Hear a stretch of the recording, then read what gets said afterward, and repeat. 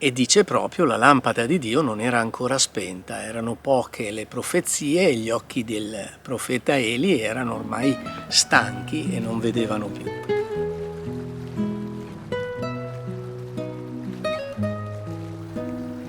Oggi più che mai gli uomini del nostro tempo sono dei cercatori di senso.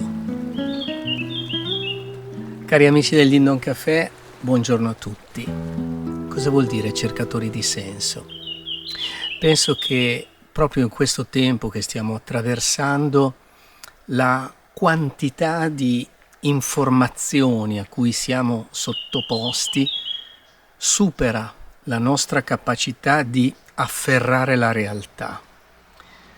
E quindi il processo naturale che avviene è quello di una mancanza di senso. Che senso ha tutto questo? Ora, l'uomo costretto a vivere distante da un significato, dalla profondità di un senso, vive molto male.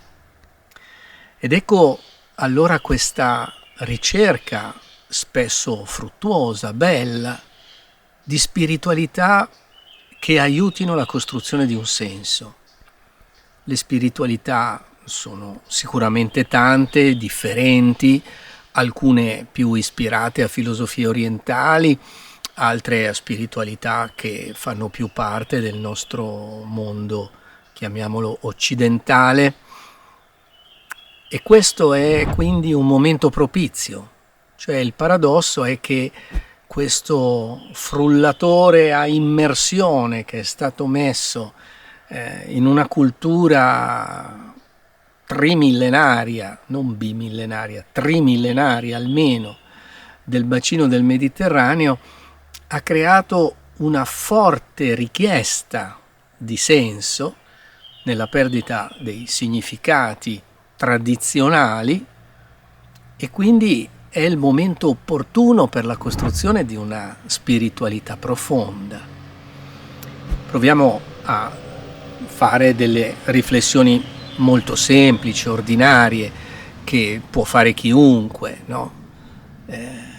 L'evoluzione della famiglia, come era diversa la famiglia del mondo rurale rispetto a quella che poi è diventata la famiglia del mondo industriale e che è la famiglia delle nostre metropoli, dove banalmente la mamma lavora di qui, il papà lavora di là, i bambini passano più tempo lontani da mamma e papà che vicini, i nonni abitano in un'altra città o addirittura a un'altra latitudine e quindi è cambiato il nucleo fondamentale entro cui uno cresce. Ma nel frattempo il bombardamento informativo dovuto all'informatica strappa le ragioni dell'esistere. Perché? Perché prima le ragioni dell'esistere erano sicuramente meno. Se tuo papà fa il macellaio, tu farai il macellaio e manderai avanti la macelleria di famiglia. Che ne so, se tuo papà fa il falegname, tu sarai falegname. Dico cose banali, ma per capire i contorni di questa sociologia che è cambiata. Ecco, anche il professor Don Berzano diceva proprio che noi siamo dei viandanti, no? Siamo dei viandanti e il viandante però è una figura interessante perché comunque non è un viaggiatore con una meta precisa o un itinerario preciso e non è neanche un vacanziero che vive così alla sperindio nel senso deteriore del termine.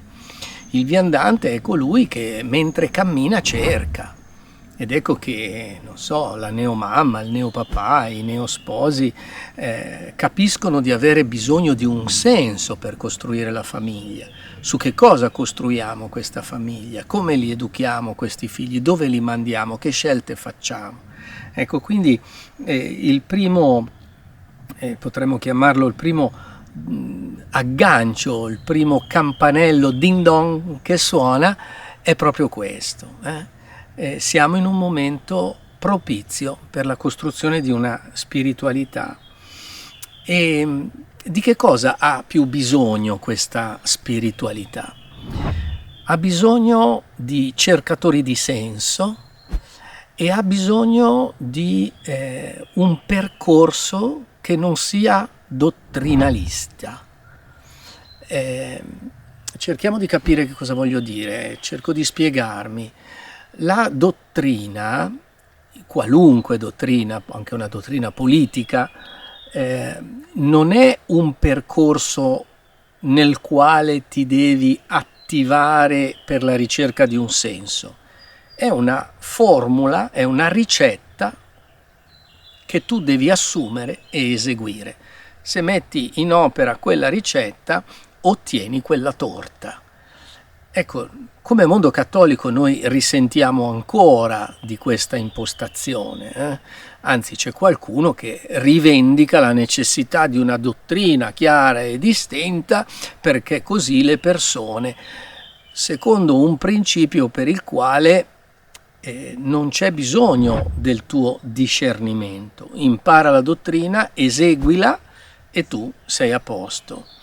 E questo è stato anche un po' un boomerang che si è abbattuto sulla Chiesa, che nell'impatto con la modernità si è disgregata. E certamente ci sono frange che rivendicano il passato come se nel passato fosse stato tutto più semplice, però era molto più ignorante il passato. Cosa voglio dire? Perché il meccanismo di apprendimento era quello dell'apprendere la ricetta, del fare la torta, cucinarla e viene fuori la torta. Ma dove il tuo essere, il tuo esistere, il tuo percorso personale, le tue attitudini, le tue sensibilità sono in secondo piano rispetto a una dottrina del vivere. E cosa nota tutti, ad esempio, nell'approcciarsi al matrimonio, che appunto prima i due si parlano, una volta c'era questa espressione, poi si fidanzano in casa, le famiglie fanno accordi, poi ci si sposa dopo aver messo lì qualcosa per la casa, intanto la mamma ti ha fatto la dote, ovviamente ci si sposa in bianco perché il primo che incontro è quello che sposo, e poi si fanno i figli, intanto si lavora e poi si invecchia, eccetera. Cioè, quindi la ricetta è preconfezionata, ma dentro in questo confezionamento rischiano di venire meno appunto tutte quelle caratteristiche personali che invece richiedono una fantasia di movimento all'interno della vita.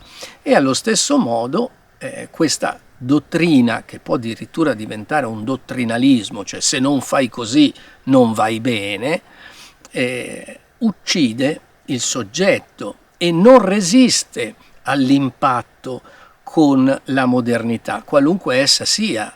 Tant'è che la dottrina che poteva andare bene, che ne so, al tempo dei Romani, al tempo di 200 anni dopo già non va più bene, la dottrina successiva ancora non va più bene ancora. Perché?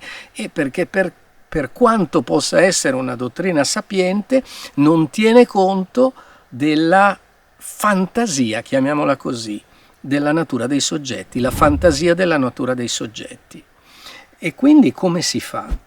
Allora qui abbiamo davvero la possibilità oggi di smettere di informare, quindi di mettere nella forma, che nell'esempio della ricetta è infornare, di mettere nel forno la ricetta preconfezionata, e invece quella di riproporre un cherigma, cioè un centro unificatore della persona, che è l'esercizio a cui ci ha sottoposti Gesù. Gesù non ha scritto un libro di ricette, non ha fatto il libretto azzurro dei pensieri belli di Gesù e vivete così che siete a posto, ma ci ha dato degli orizzonti enormi. Ama il prossimo tuo come te stesso, che è un orizzonte enorme, non è una dottrina.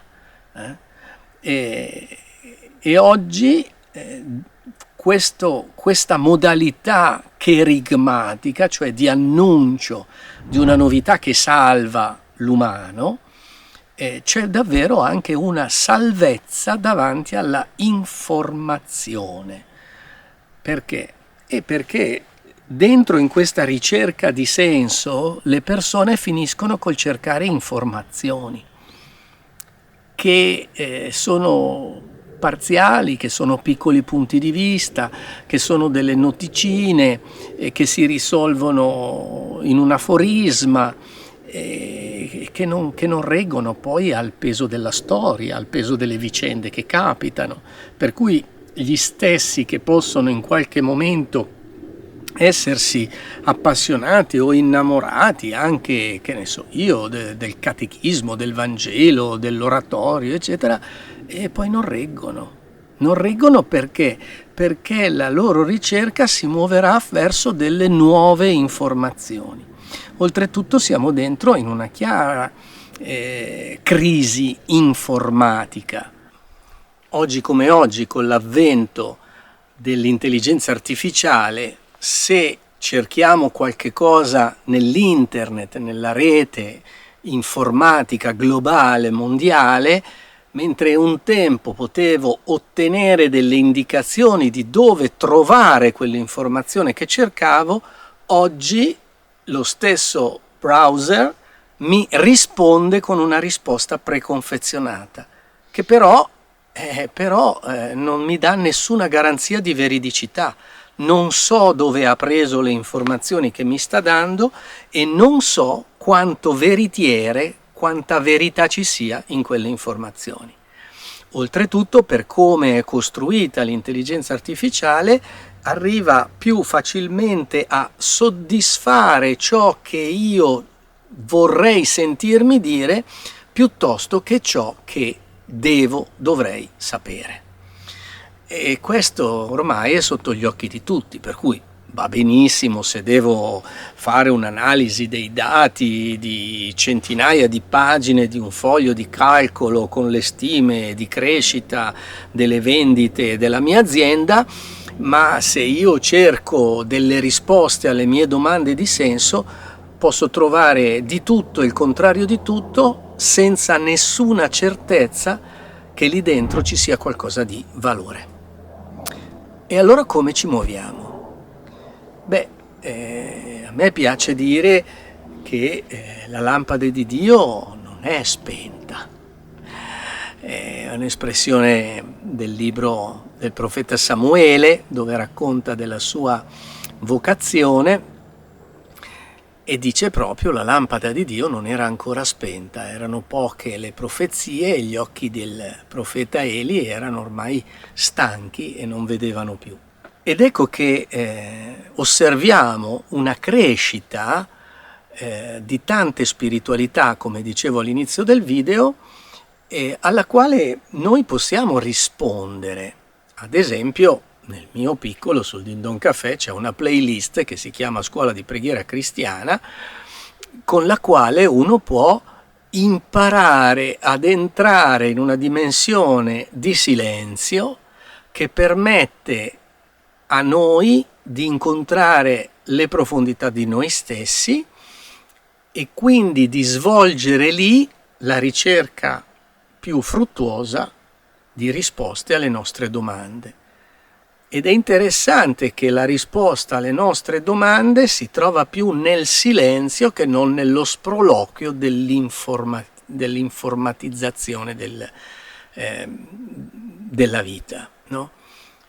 Osserviamo ad esempio come tanti di noi in tante occasioni della giornata mi rilasso un attimo e mi metto a scorrere qualche pagina di Facebook piuttosto che TikTok, piuttosto che reel vari di stupidaggini, dove in realtà mi fermo su ciò che mi interessa magari, ma dopo aver passato 1000 cose di cui non mi frega niente.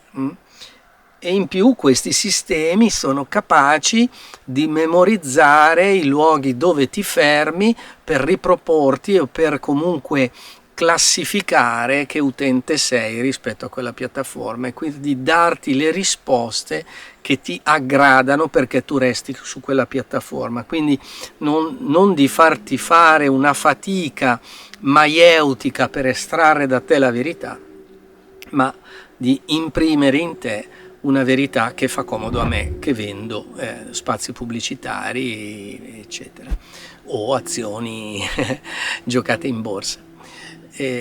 Quindi il paradosso è che proprio in questo momento di grande confusione, cioè tutte le cose sono fuse una nell'altra, genera questa grande domanda di spiritualità, e proprio questa domanda di spiritualità può trovare delle risposte. Ovviamente, come dicevo prima, non dobbiamo andare a cercare delle risposte in una struttura dottrinalista. Perché? Perché il contesto sarà talmente veloce e talmente mutevole che ciò che scrivo oggi come dottrina già domani non va più bene. Adesso non vorrei cadere in un altro argomento, ma per farmi capire, proprio l'altro giorno una persona diceva: ma se il catechismo della Chiesa Cattolica non è più aderente al dettato che viviamo, perché non ne scriviamo un altro? E probabilmente perché se lo scrivessimo oggi, solo il tempo che impieghiamo a scriverlo, quando viene scritto, è già vecchio. Cioè, mentre la standardizzazione che ci poteva essere stata tra il 1500 e il 1900, 400 anni, 4 secoli, dove bene o male l'impostazione della gente, non sicuramente la filosofia eccetera, correva veloce, anche gli stati e tutte le forme di governo si sono evolute, ma la progressione era lenta. Oggi no. Oggi già leggere le pagine del Concilio Vaticano II sono dei pilastri giganteschi, ma ti accorgi che parlano una lingua che non è più quella di oggi. Leggere un documento del Concilio Vaticano II sono documenti bellissimi, ma richiedono uno sforzo culturale, uno sforzo etico e quasi a volte epico. Perché vanno poi capiti, compresi nel momento in cui sono stati scritti, nella grandezza di vedute che hanno dato, che non danno rispostine così facili, pronte all'uso, e che devono essere ritradotte, e sono passati pochi decenni da quando sono state scritte, da quando sono state pensate. Quindi io invito tutti quanti voi davvero a questa ricerca e a non demonizzare questo tempo, perché in realtà questo tempo contiene questo fermento vitale che ci permette di entrare in una spiritualità più profonda. Posso anche dire con una battuta magari non felicissima che c'è stato un tempo dove poteva bastare un rosario e una processione del santo per vivere una vita adeguata, una vita buona. Oggi non più. Cioè quella dottrina, per quanto buona e per quanto santa, oggi non basta. Ho una quantità di stimoli a cui rispondere, ho la necessità di avere risposte così velocemente elaborate che una semplice dottrina non risponde più. Mentre invece una spiritualità sì. Perché? Perché la spiritualità resta se stessa di fronte alla realtà che cambia. È un po' come un bravo alpinista che sa arrivare in vetta, al rifugio, indipendentemente dal tempo atmosferico. Perché? Perché ha lo spirito della montagna, che non vuol dire sapere a memoria i sassi, ma vuol dire saper affrontare ogni sasso con il passo giusto. E qui ritorno e concludo: l'unica strada è la meditazione silenziosa, magari accompagnata dall'immagine del crocifisso, dall'adorazione eucaristica, dalla meditazione silenziosa intesa come ascolto del respiro, ascolto del cuore, ascolto delle motivazioni profonde. Lì lì incontro l'essere e lì sono capace poi, cioè dentro nell'incontro dell'essere divento, sono, e quindi sono poi capace di affrontare la mutevolezza della realtà e non ho bisogno di impiastri dottrinali a cui appellarmi nella paura di annegare come fossero un salvagente. Lo so, è un video un po' complesso, però penso che insomma magari riguardandolo anche si riesca ad approfondire di più. Quello che vi raccomando però è di farlo, perché va bene dire ah grazie Don, belle pensieri, ci sono stati utili, sì, se poi però non lo facciamo serve a poco questo video. Lo dico così a mo' di battuta, ma so che è vero. Va bene, ciao a tutti e al prossimo video.